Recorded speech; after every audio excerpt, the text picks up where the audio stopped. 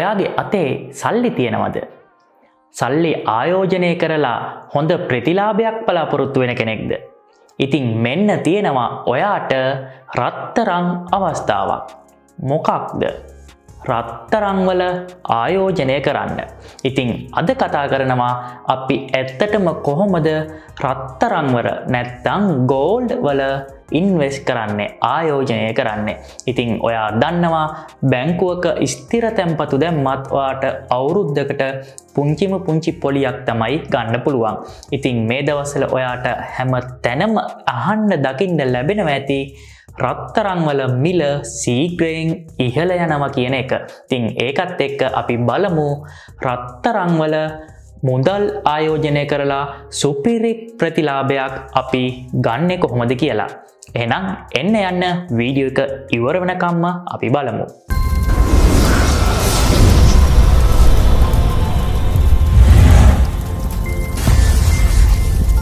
ඉතින් මේකෙදි මුලින්ම කියන්න ඕනේ අපි පොඩ්ඩක් කතාව සරල කරගෙන ඉන්න ඕනේ මොකක්ද මේ රත්තරන් වල ආයෝජනය කරනවා කියන්නේ. ඉතින් ගොඩක් කට්ටිය මෙහෙම කිව්වහම කරන දේ තමයි අපි ජුවලරි ෂොප් එකකට ගිහිලා රත්තරන් මිලදී ගන්නවයි කියන්නේ. රත්තරන් මාලයක්, මුද්දක්, බේස්ලට් එකක් ඔන්න ඔය වගේ ආභරණ මිලදී ගන්නවා. ඉතින් ඒක ඔයාලට බලන්න පුළුවන් කැරට් 22, කැරට් 18, කැරට් 16 ඔය විදිහට තමයි ඔයාලට ගන්න පුළුවන්. හැබැයි ඔයාලා දන්නවද පියෝ රත්තරන් එහෙම නැත්තම් පිරිසිදු රත්තරන් කියලා කියන්නේ කැරට් 24 රත්තරන්. ඉතින් කැරට් 24 රත්තරන් තමයි අපි පියෝ රත්තරන් කියලා කියන්නේ. ඒ කියන්නේ සුපිරිසිදු රත්තරන් කියලා කියන්නේ. ඉතින් රත්තරන් ජුවලරිස් එහෙම නැත්නම් ආභරණ හදනකොට මේ පියෝ රත්තරන් වලින් කැරට් 24න් හදන්න බෑ. එතකොට මොකද කරන්නේ? එක එක ලෝහ මිශ්‍ර කරලා ඒකට යම්කිසි අනුපාතයකට මිශ්‍ර කරලා තමයි ආභරණ නිර්මාණය කරන්නේ. ඉතින් එතකොට තමයි අර කැරට් 24 කැරට් 22 ඔන්න ඔය විදිහට කැරට් ගාන අඩු වෙන්නේ. ඉතින් ගොඩක් කට්ටිය කරන්නේ මේ විදිහට ජුවලරි ෂොප් එකට ගිහිල්ලා රත්තරන් බඩුවක් හදා ගන්නවා. ඉතින් මොකද ඒකෙන් අපි ඕනම කෙනෙක් බලාපොරොත්තු වෙන මොකද ඕනම සල්ලි හදිස්සියකට ඒ ජුවලරි එක ඔයාලගේ අතේ තියෙනවනේ. ඒක එතකොට උගස් කරන්න හරි එහෙම නැත්නම් නැවත විකුණන්න හරි පුළුවන් කියන අදහස. හැබැයි ඔයාලා දන්නවද ඇත්තටම ගෝල්ඩ් වල එහෙම නැත්නම් රත්තරන් වල ආයෝජනය කරනවා කියන්නේ මේ විදිහට ෂොප් එකකට ගිහිල්ලා රත්තරන් බඩුවක් හදාගෙන තමන්ගේ නිවසේ තියාගන්න එකට නෙවෙයි. එහෙනම් කොහොමද අපි රත්තරන් වල තවත් විදිහට කිව්වොත් ගෝල්ඩ් මාකට් එකේ ඉන්වෙස්ට් කරන්නේ? ඉතින් මේක කරන්න මෙහෙමයි. ඔයාලා අහලා ඇති රත්තරන් බිස්කට් කියලා කතාවක්. මේ ඔයාට ඩිස්ප්ලේ වෙන්නේ අන්න ඒ කියන රත්තරන් බිස්කට් එකක්. ඉතින් මේ බිස්කට් එකක් කියලා කියන්නේ මේක තවත් විදිහකින් කිව්වොත් එහෙම නැත්නම් මේ රත්තරන් ආශ්‍රිත නිෂ්පාදනත් එක්ක අපි කතා කරොත් මෙන්න මේ බිස්කට් එකට කියනවා අවුන්සයක් කියලා. ඒ කියන්නේ රත්තරන් අවුන්සයක්. ඉතින් මේක අවුන්සයක් කිව්වට මේ චූටි ප්‍රමාණයක් නෙමෙයි. ඒක මනින ඒකකත් එක්ක බලද්දි මේකට කියන්නේ අවුන්සයක්. ඉතින් මේ රත්තරන් අවුන්සයක බිස්කට් එකක් තමයි මේ ඔයාට දකින්න හම්බෙන්නේ. ඉතින් ඔයා සමහරට අහලා ඇති නිවුස් වලට එහෙමත් රේඩියෝයේදී රත්තරන් බිස්කට් මෙච්චර ප්‍රමාණයක් එක්ක යම්කිසි පුද්ගලයෙක් අටංගුවටපත් වුණා. ඉතින් ඔන්න ඔය වගේ මෙන්න මේ රත්තරන් බිස්කට් තමයි එහාට මෙහාට අපි අරන් යන්නේ. ඉතින් මේක පිරිසිදු රත්තරන්. ඒ කියන්නේ කැරට් 24 රත්තරන්. ඉතින් මෙන්න මේ රත්තරන් අරන් ඇවිල්ලා තමයි රන් නිර්මාණකරුවෝ මේකට යම්කිසි ලෝහ මිශ්‍ර කරලා ඒ වගේ ආභරණ හදලා විකුණන්නේ. ඉතින් ඔයාලට තේරෙනවා ඇති එතකොට අපි මිලදී ගන්නේ පියෝ රත්තරන් නෙමෙයි. ඉතින් පියෝ රත්තරන් අපි මිලදී ගන්නතොත් අපි ඒක තමයි ආයෝජන ක්‍රමයක් කියලා කියන්නේ. දැන් බලමු අපි කොහොමද මේ පියෝ රත්තරන් පිරිසිදු රත්තරන් කැරට් 24 රත්තරන් ගන්නේ කියලා. කැරට් 24 පිරිසිදු රත්තරන් ගන්න ක්‍රම කීපයක් තියෙනවා. එකක් තමයි ඔයාට පුළුවන් අපි දන්නවා කොළඹ ගැන කතා කරොත් රත්තරන් වලට ප්‍රසිද්ධම හෙට්ටි වීදිය. ඉතින් හෙට්ටි වීදියට ගියොත් ඔයාට රත්තරන් අලෙවි කරන එහෙම නැත්නම් මේ ජුවලරිස් අලෙවි කරන තැන් වලින් ඔයාට මෙන්න මේ කැරට් 24 පියෝ රත්තරන් මිලදී ගන්න පුළුවන්. ඉතින් ඔයා ගිහින් අහන්න මේ කැරට් 24 බිස්කට් එකක් ගන්න පුළුවන්ද? ඉතින් මේ දවස්වල හැටිනම් ගන්න බෑ, ටිකක් ඉල්ලුම වැඩි හින්දා. හැබැයි ඔයාට සාමාන්‍ය කාලවලදී මේක මිලදී ගන්න පුළුවන්. එතකොට ඔයාට ඊට අදාළ මිලක් කියනවා. මම පහළ ඩිස්ක්‍රිප්ෂන් එකේ දාලා තියන්නම් වෙබ්සයිට් එකක්. ඉතින් ඒකෙන් ගිහලා ඔයාට බලන්න පුළුවන් සාමාන්‍ය මේ රත්තරන් බිස්කට් එක වර්තමාන මිල ඉතින් ඒක ඩොලර්ස් වලින් තියෙන එක කන්වර්ට් කරගන්න ඕනේ ලංකාවේ රුපියල් වලට. ඒ කියන්නේ රුපියල් 300න් ඒ මුදල වැඩි කරා නම් ඔයාට මේකේ මිල හොයාගන්න පුළුවන්. ඉතින් ඒ විදිහට ඔයාට රත්තරන් බිස්කට් එකක් මිලදී ගන්න පුළුවන්. ඉතින් අද වගේ තත්ත්වයක් ගත්තොත් ඩොලර් වලින් ගත්තොත් ඩොලර් 4000 ඉක්මවා තියෙනවා මේ රත්තරන් බිස්කට් එකක්. ඉතින් ඔයාට එතකොට සාමාන්‍යයෙන් පොඩි මුදලක් තියෙන කෙනෙක් නම් මේ වගේ බිස්කට් එකක් මිලදී ගන්න බෑ. එයා මොකද්ද කරන්න ඕනේ? ඔයාට පුළුවන් පවුම් වශයෙන් ගන්න පොඩි කාසි විදිහට මේ බිස්කට් එකෙන් පියෝර් රත්තරන් හදලා තියෙන ඒවා තමයි කැරට් 24 රන් පවුම් කියලා කියන්නේ. එතකොට පවුමක් එහෙම නැත්නම් පවුම් භාගයක් ඔන්න ඔය විදිහට ඔයාට පියෝර් රත්තරන් වලින් මිලදී ගන්න පුළුවන්. එතකොට ඒක කාසියක් විදිහට තමයි ඔයාට හම්බෙන්නේ. ඉතින් එහෙමත් නැත්නම් මම ඔයාට පහලින් රෙෆර් කරලා තියන්නම් ලංකා බැංකු හෙඩ් ඔෆිස් එක ඔන්න ඔය වගේ ප්‍රධාන ආයතන තියෙනවා. ඔයාට මේ කැරට් 24 පියෝර් රත්තරන් මිලදී ගන්න.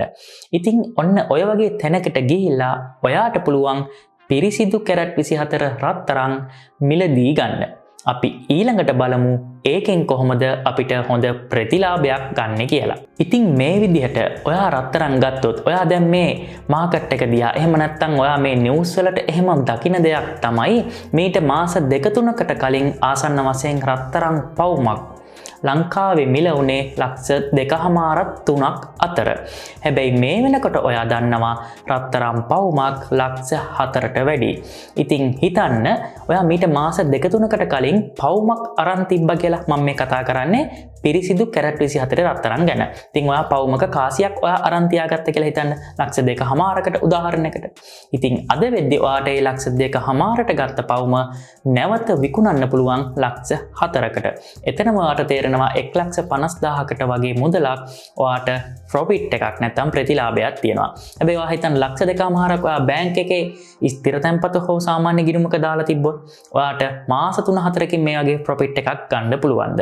ඉතින් බෑ. ඒ වගේම තමයි ඔයා ජුවලරි එකක් ගත්තොත් ඒකෙදි ඔයාට ගොඩක් අඩු මුදලක් හම්බෙන්නේ. මොකද ඔයාට එතනදි පවුමක් කිව්වම ඒක කැරට් 24 පවුමක් නෙමෙයි. එතන වෙනත් මිශ්‍ර ලෝහත් එක්ක තමයි තියෙන්නේ. ඒකට ඔයාට ඒකේ වෙළඳපොළ වටිනාකම ගොඩක් අඩුයි. ඉතින් අපි රත්තරන් වල ආයෝජනය කරනකොට කරන්න ඕනේ මෙන්න මේ වගේ ඔයාට බිස්කට් එකක් ගන්න පුළුවන් නම් එහෙම නැත්නම් ඔයාට සල්ලි තියෙන විදිහට පවුම් කාලක් පවුම් භාගයක් පවුමක් ඔය විදිහට මේ කැරට් 24 පිරිසිදු රත්තරන් වලින් මිලදී අරගෙන තියාගන්න. ඉතින් ක්‍රමක්‍රමයෙන් ඔයා මෙහෙම පවුම අරන් තියාගන්නකොට යම්කිසි දවසක ඔයාට රත්තරන් බිස්කට් එකක ප්‍රමාණයක් ඔයාට හදාගත්තොත් ඔයා මල්ටි මිලියන කෙනෙක් නෙවෙයි ඔයා මල්ටි බිලියන කෙනෙක් වෙනවා.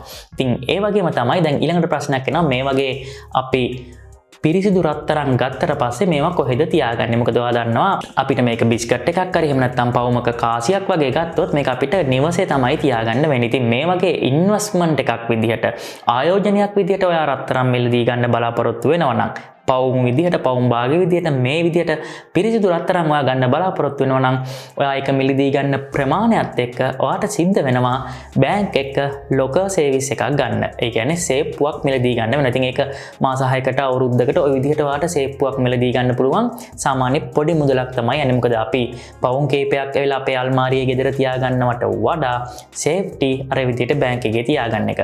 ඉතින් සමස්තයක් විදිහට ගත්තොත් රත්තරන් කියන දේ ලෝකේ අලුතෙන් නිස්පාදනය වෙන දෙයක් නෙවෙයි සීමිත සම්පත් ප්‍රමාණයක් තමයි තියෙන්නේ. ඒ නිසා තමයි රත්තරන් වලට මිල මෙච්චර වැඩි වෙන්නේ. මං ඉස්සරහට වීඩියෝ එකක් ගේන්නම් මේ රත්තරන් මිල මේ දවස්වල මේ විදිහට කඩාගෙන ඇයි වැඩි වෙන්නේ කියන එක.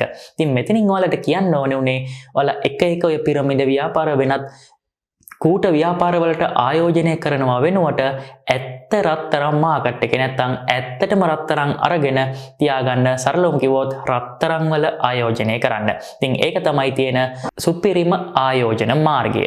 මොකද කවදාවත් රත්තරන් කියන දේ බිඳුවටම වැටෙන්නේ නැහැ. තවත් මිල එන්න වැඩි වෙනවා මිසක් తాවකාලිකව වැටෙන අවස්ථා තියෙනවා. ඉතින් මම ඔයාලට ඉස්සරහා වීඩියෝ වලින් මේක වීඩියෝ සීරීස් එකක් විදිහට ගේන්නම්. අපි කොයි කාලෙද රත්තරන් මිලදී ගන්න ඕනේ මොන කාලෙද රත්තරන් නැවත විකුණන්න ඕනේ. ඉතින් මතක තියාගන්න මේ කාලේ මේ වීඩියෝ එක බැලුවට රත්තරන් ගන්න එපා. අයිඩියා එකක් විතරක් තියාගන්න. මේ දවස්වල කොටින්ම කිව්වොත් ජුවලරි එකක්වත් ගන්න එපා. මොකද රත්තරන් ගොඩක් මිල ඉහළ ගිහින් තියෙන. ඉතින් මේක නැවත යථා තත්ත්වයට අනිවාර්යෙන් ඉක්මනින්ම එනවා. ඒ එනකොටත් මේ විදිහට වීඩියෝ එකක් අරන් එන්නම්. එතකන් ටිකක් ඉවසගෙන බලාගෙන ඉන්න.